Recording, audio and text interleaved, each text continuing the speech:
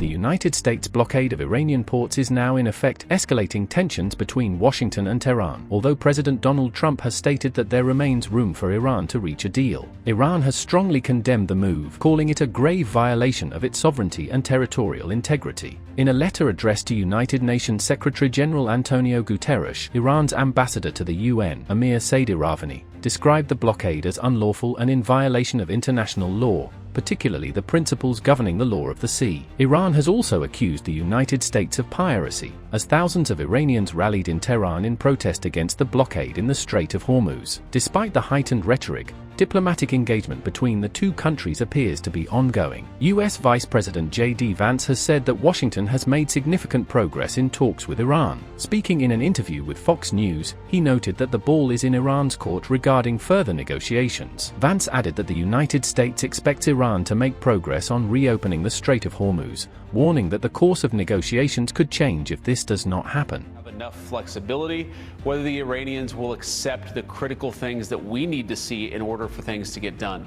Whether we have further conversations, whether we ultimately get to a deal, I really think the ball is in the Iranian court because we put a lot on the table. We actually made very clear what our red lines were. We also made clear, Brett, that we actually would be very happy. The President of the United States has said he would be very happy if Iran was treated like a normal country, if it had a normal economy, if its people were able to prosper and thrive. Vance also credited Pakistan for its role in facilitating dialogue between the two sides during the Islamabad talks. He praised Prime Minister Shehbaz Sharif and Chief of Defense Forces Field Marshal Syed Hossein Munir, calling them incredible hosts and incredible statesmen for helping mediate discussions between two countries that have not engaged in serious talks for a long time. Meanwhile, Pakistan has reportedly offered to host a second round of negotiations between the United States and Iran in Islamabad before the current ceasefire ends. According to the Associated Press, the proposal was shared by two Pakistani officials speaking on condition of anonymity. However, the final decision will depend on whether both parties agree to the venue or request a different location.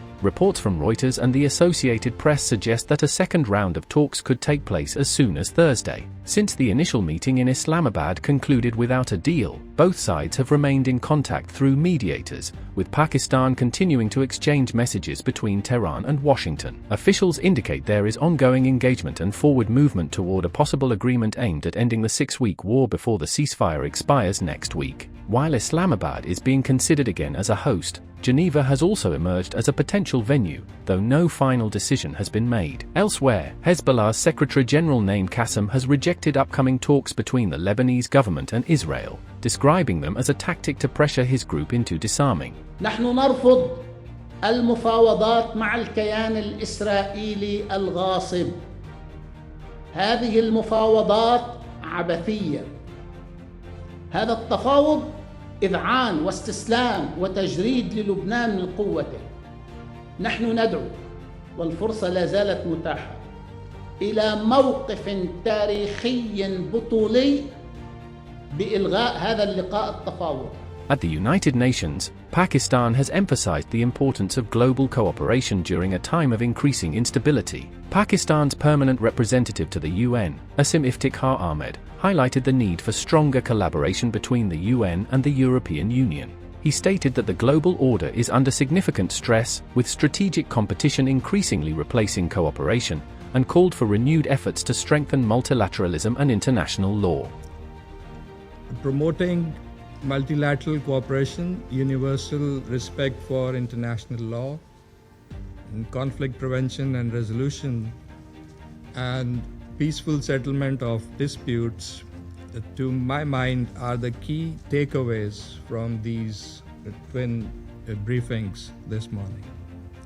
And Pakistan values EU's long-standing and deep-rooted commitment to multilateralism, international law, and the UN Charter. We are encouraged by the High Representative's remarks today, echoing EU's determination to support multilateralism, with the UN serving as the nerve center for these efforts.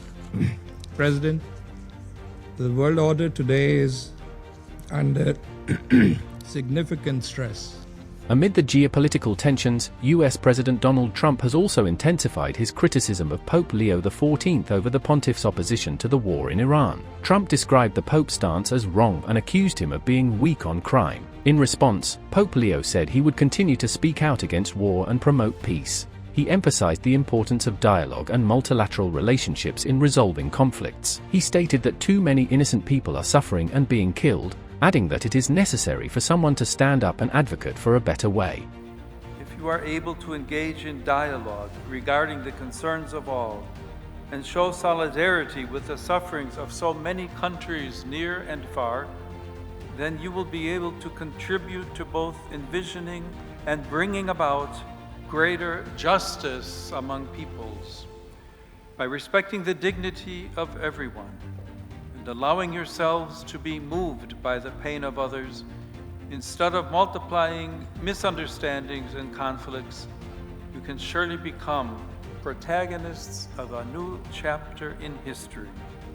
Today, this is more urgent than ever in the face of continuous violations of international law and neo-colonial tendencies. Vice President JD Vance also weighed in on the dispute, suggesting that the Vatican should focus on matters of morality and leave public policy decisions to the United States government. Meanwhile, South Korean President Lee Jae-myung has warned that tensions around the Strait of Hormuz are likely to keep global oil prices high and disrupt supply chains. Speaking at a cabinet meeting, he said the government should prepare for prolonged instability in energy and raw materials markets and strengthen its emergency response systems. He also urged ministries to quickly implement a supplementary budget passed in response to the conflict.